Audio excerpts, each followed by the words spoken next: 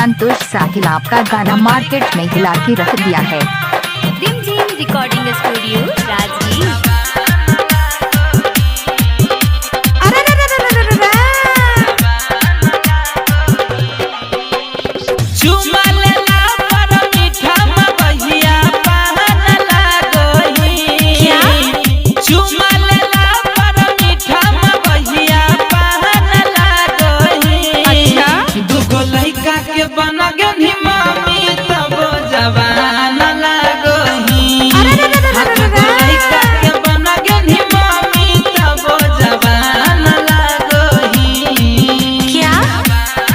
अभी आप सुन रहे हो संतोष साहिल को।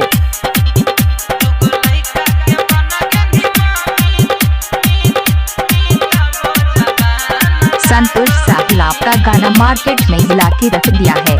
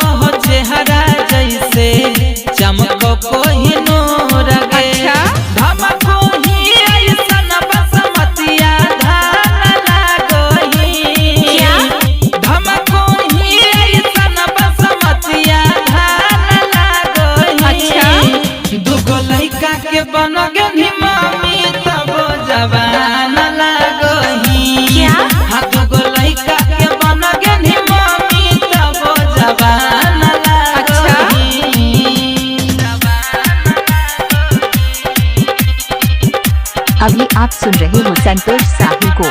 रिमझिम रिकॉर्डिंग स्टूडियो राजगीर।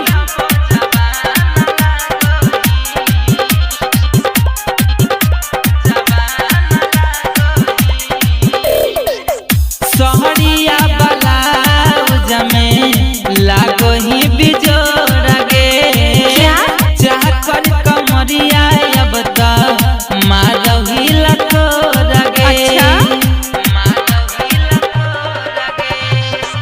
सहरिया ब्लाउज में लागो ही बिजोड़ गे, चाह कर कमरिया अब तो मारो ही लकोर गे।